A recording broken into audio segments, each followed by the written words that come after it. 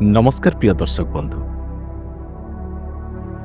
आम जीवन रे आमे सबुठ भरोसा करुछु बापा माँ स्त्री स्वामी संतान एवं सांग साथी उपरे से माने हेले आम जीवन रो आधार आम खुशीर हेतु किंतु एही जीवन सबु बेले सहज नुहे जेतेबेले दुख रोग एवं एकाकित्व आसे सेतेबेले आम आखिरु लुह झरी आसे ठीक सही समय रे बुझिबाकु मिले जे सबुठु निजर कि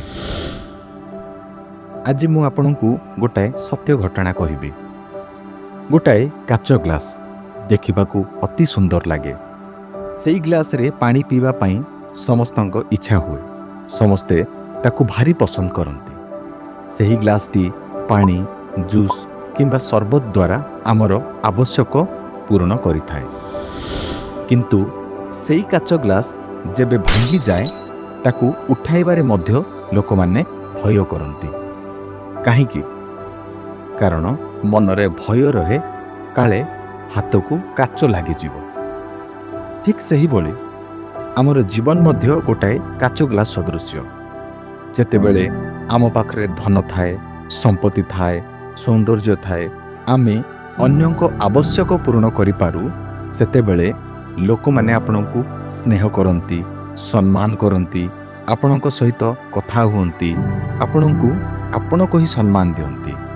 किंतु जेबे आपनक जीवन रे कौनसी समस्या आसे, धनर संकट हुए, देह असुस्थ हो जाए किंबा मन भांगी जाए सेतेबेले एही लोक माने दूरेई जांती, फोन उठाइबा बंद कर दियंती, कथा हेबाकू चाहती नहीं। कारण काले साहाଯ୍य करबाकू पड़िबो कि, काले अर्थ देबाकू पड़िबो कि।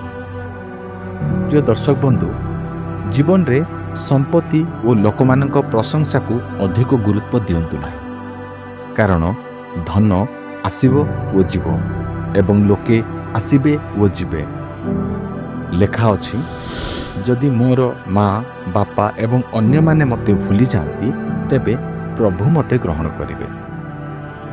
प्रिय दर्शक बंधु, बापा माँ स्त्री संतान से माने समय अनुसार आपन को प्रेम करते, किंतु जीशु को प्रेम अनंत काल पाई। बाइबल कुहे जीशु काली मध्य थिले, आजि मध्य अछंती ओ चिरकाल पर्यंत रहिबे। जदि एही वाक्यटी आपन को स्पर्श करछि कमेंट बॉक्स रे निजर मतामत प्रकाश करंतु एवं एही वीडियो को अन्य मानक सह शेयर करंतु। हुए तो अन्य काहार दुख को सुख रे परिवर्तन करि पारे। धन्यवाद। प्रभु आपन को आशीर्वाद करो।